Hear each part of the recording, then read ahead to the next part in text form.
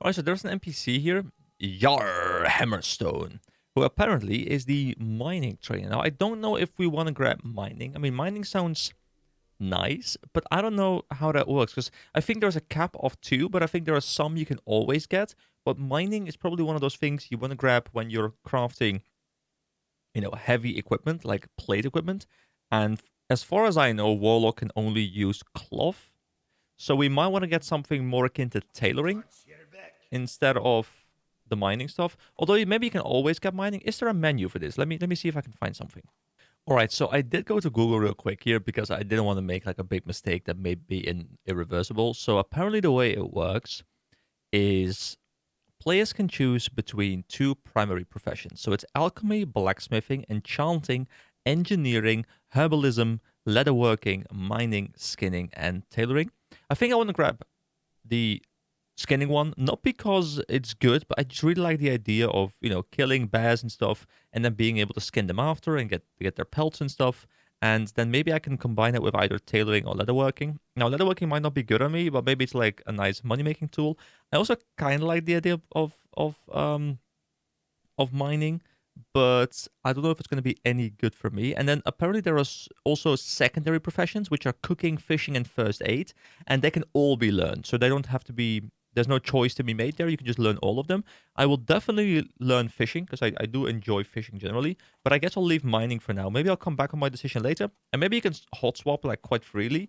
But I know Classic is one of those games where you can't really hot swap everything very freely. It's a fairly punishing game relative to other games right now, which is kind of funny because I think back in the day, I think this game was kind of touted as, hey, this is the more casual game when compared to the likes of Ultima Online and stuff, where those games were really hardcore, and this was like the classic game, the easy game, the game the kids play, and it's slowly been transitioning away from that because nowadays, obviously, we have the games like Guild Wars 2, which, yeah, the end game can be very punishing in the sense that the combat system is relatively difficult, but the game design philosophy behind the game is just so much more noob friendly. It's so much more casual friendly. There's so much more stuff you can easily get, stuff you get for free, and it's kind of funny to see how things shift, how this game went from being the casual kid on the block to probably being the slightly more hardcore game, just because other games have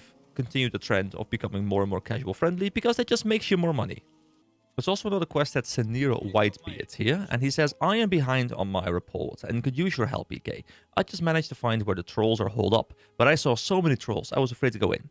Here's what I need. Go down to the cave, poke around inside, kill a few trolls, then come back here. Just a couple. Take the road north out of Karanos. When you get to the bridge, follow the frozen river west until you reach Iceflow Lake. You'll find Brunel village on the west bank. The hold is southwest of the village. So explore Frostmane Hold and kill 5 Frostmane headhunters for Senior Whitebeard in Karanos. So we get a nice warm winter robe, which can be a lot better than what we have right now. Hopefully also a bit of a different look. But it's quite nice. A warm winter robe when we are in an environment where, it does look quite cold, and I do not think my current gear is really outfitted perfectly for this environment. So one of the things I'm really liking about actually reading the quests is I'm getting a bit of a sense for the world. Like we're starting here in Coldridge Valley, we're moving to Karanos for the quest giver. We had to go to Senior Whitebeard, we talk to him, we do some quests around here. He's then pointing us to go further north and probably like somewhere up here. We're going to be like in the north. There's like this area as well, which does look like a lake. I don't know why it isn't covered. Maybe it is playable, maybe it isn't. But I'm really liking how we're properly exploring the place. We really get to know why we're moving to places. And yes, the quests themselves, they're all very simple. The quests themselves, they're all go here, kill X amount of mobs, and pick up this specific type of drop from like a crate or something. But just the way in which they kind of make the world feel more alive, to me, is really nice. And I often contrast this to the way Guild Wars 2 is designed, where, yes, the world is a lot more dynamic. There's more going on with the dynamic rewards, the dynamic events with their rewards, and just the way in which everything feels more alive. But at the same time, because there is no proper questing, that means that you lose out on so much flavor text, which Guild Wars 1, for example, did have. So in a perfect world, for me, I would like them, or, you know, a future game, a Guild Wars 3, or just a future MMO, I would like to just combine the things. I would like the questing to be more dynamic, where the questing is designed more akin to the events, but there is still the lore package, there is still the quest dialogue, there is still that world building in there, because I think it does help make this game feel much more alive, even though if you just look at the bare bones way this game is structured, like you remove the quest text, it's literally just go here, kill X amount of mobs, come back to the quest giver, get rewards, do again. So the ammo for Rumbleshot wants us to go back to Dun Morok, but I don't think we've been there, because we've got Karanos here, we have Coldridge Valley down here. I don't think either of these places are the place we are supposed to go towards. So we probably just want to keep going north. We can also go a bit west, I suppose. So what I'll just do is I'll just go and do the Frostmane Hold quest, where we have to go kill these mobs, and maybe along the way we'll kind of discover where we have to head towards. Also, what's that place over there? Oh, we got some gnomes around here. So I talked about it earlier on this video, unless it's in a different video, because I don't know how I'm going to do these things just yet. But I talked about it earlier on the series, where the gnomes weren't really present too much. We mostly saw dwarves. Well, here we see Nomeragan, which I'm assuming is like the town or something. Exiles. So are they running away from the place, or are it just exiles in general? I don't know how that works. We got this guy, Aussie Togglevolt, which... do they all have like very mechanical names? Like, are they the mechanics of World of Warcraft? So this guy's called Razzle Spry Sprocket, which is a bit of a tongue twister. And he says, upon further analysis of the Numerican situation, it would appear as though we not only failed to eradicate the Trogs, but we also happened to turn most of the gnomish race into horrific, mindless, evil-doing leper gnomes. So, were the gnomes an inspiration for the Asura back in Guild Wars 1? Because the Asura came out in 2006, I want... Wait, he just disappeared on me. I was just reading. Anyway, I'll finish my point. So, the Asura were, I think, in 2006 or something. And... Sorry, I'm just also reading the text on the screen. Like, a lot of stuff is going on. Stuff going wrong here. Back to the drawing board. So yeah, the gnomes... I'm completely losing my train of thought here just because there's so much stuff going on. But yeah, the gnomes are like this evil, like demonic, like small race that is, like, from what I understand, like they're like hell-bent on world domination or something. That's kind of the idea I'm getting from them. And then when you look at the Asura, they're kind of similar, although I do think the Asura have a bit more uniqueness maybe to them, a bit more charm to them maybe, but then again, I don't really know these guys too much. All right, so apparently these guys are just handing in the quest rewards, I think, and this is the dialogue that is happening when the quest rewards are handed in. So, you know, you go pick up something for him, you return to him, and then something happens here. And I just want to actually be able to read the quest dialogue, so if you could please go back to your location in Silverberry, if you could please not interact with him here.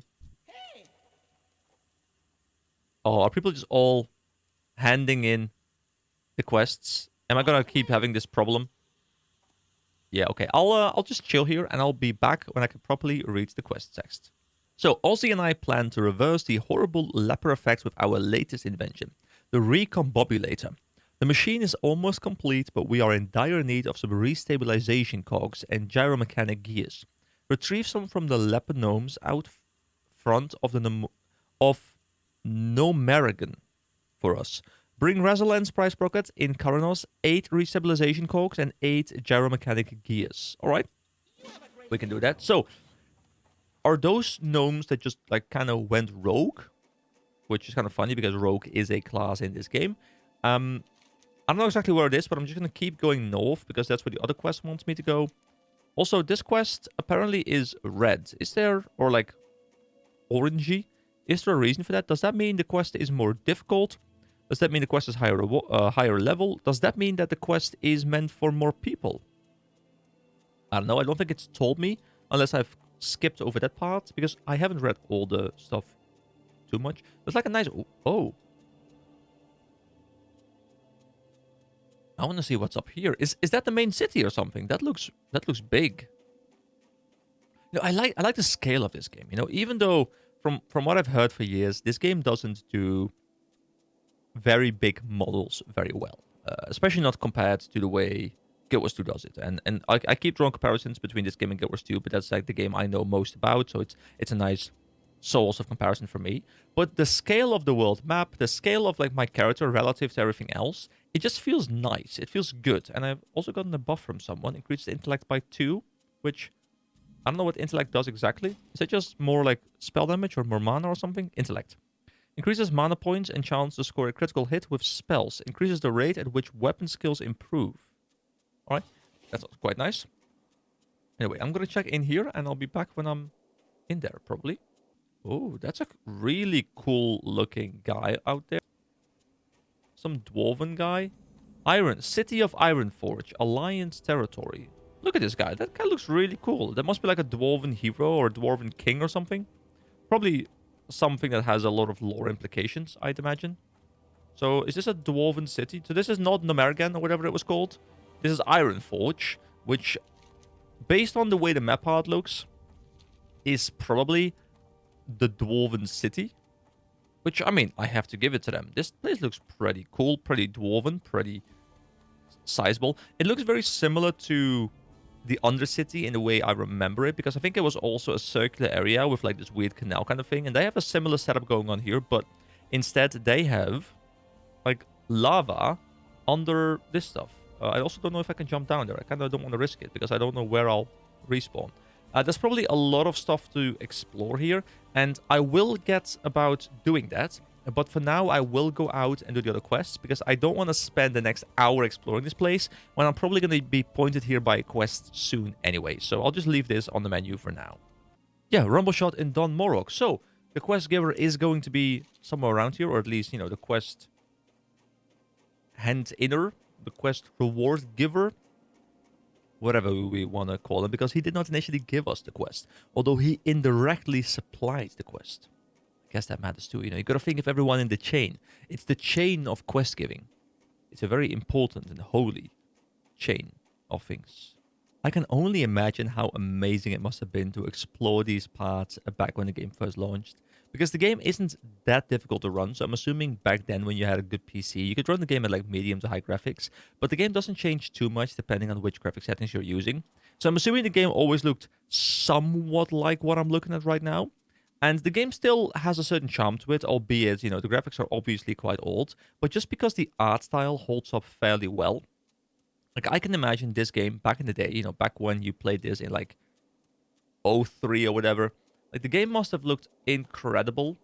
And I just, you know, I really wish I was playing back then, because just the size, just the scope of this game and everything about it, like, it looks really impressive to me. Even still to this day, it looks impressive to me. And the game has been out for about 20 years. I can only imagine what it was like when you played this game when it first launched. And, you know, I totally understand why it became the phenomenon that it became. Just because it did so much more than every other game of a similar genre, that it's just super impressive. Oh, the Ice Flow Lake. I think the quest talked about that, right? I think we have to go here for one of the quests. Also, if we have mining, we could probably mine the copper here now. Which sounded pretty interesting, to be fair. Feody, Elite Beast. Something tells me I do not want to tumble with an Elite Beast just yet, when regular mobs are already quite strong. Oh, I can teach you fishing skills. Train me. So we get Apprentice Fishing and Journeyman Fishing. Now, Journeyman Fishing requires level 10 and Fishing level 50. So let's get Apprentice Fishing. 1 silver, we can afford that. Let's train. So how does this work? Do I now have a new general skill? I do. And I probably want to get like a separate skill bar for that, but I'll sort that later. I'll put it on my regular skill bar now. So if I'm close to water, can I do that? Or do I need to like equip something? Requires a fishing pole. Equip a fishing pole and find the body of water to fish. Right click on the bob in the water when it splashes to catch your fish. Higher skill increases your chance of fishing successfully in higher level areas. But can he also provide me with a rod? No, so he will give me the skill, but he will not supply me with a rod. So I'll have to keep that in mind and see if I can find a rod somewhere. Oh, it looks like there's a nice little outpost over here. Any quest givers or something. Oh, this is Frostmane stuff. I think I did have to kill some Frostmane. Yeah, Frostmane headhunters. And we have to fully explore Frostmane Hold, wherever that might be. Look at the way my my minion, my imp, is right next to me, just like bobbing away. So I'm still trying to find Rumbleshot. And I don't know where he is. But I do know he has to be somewhere in this area. So I will explore the area and I will find him. Oh no, my first near-death experience. Go! Go, Dots! Go, Dots! Okay, we killed him. We healed so much just off the healing from the haunt. Like, secondary thing. It's so strong. Oh, Nomeragon, we have made it now. So apparently... Wait, so is this the Iron Forge, like the Dwarven city? And is this the Gnome city? Am I finally home? I mean, we see like some... Are those like steam vents or something? But with very toxic... Oh, the leper gnomes. Oh, they're level 10. Also, that must be why this quest is orangey. Because level 10 is, you know, slightly higher than I am. And I am a little bit scared to go in too aggressively here. Oh, they're all aggressive. Oh, I must run. I must run. I must leave. This does not sound like a very healthy place for me to be. But, you know, I am just exploring as we go. I'm uncovering the rest of the map. And I'll find the people as I go. But here we go. You know, just like with Iron Forge, I will probably be exploring this place in much more detail later. But I do want to get a quick sneak peek and kind of just see what's going on. This guy is only level 8. We can probably take this guy, right? The heal is so insane on Haunt, by the way. It's so nice. Wait, I want to get that linen cloth. Oh no, this guy's level 10. Ooh. Will I be fine? Must use this. All right. Now, the heal is going to come through. So, once this thing expires... Oh no, another one. It just spawned. Oh no. Expire, heal me, heal me! Okay, there we go. Another Haunt. Another quick. Oh no! Oh no! Ah! There's too many mobs here!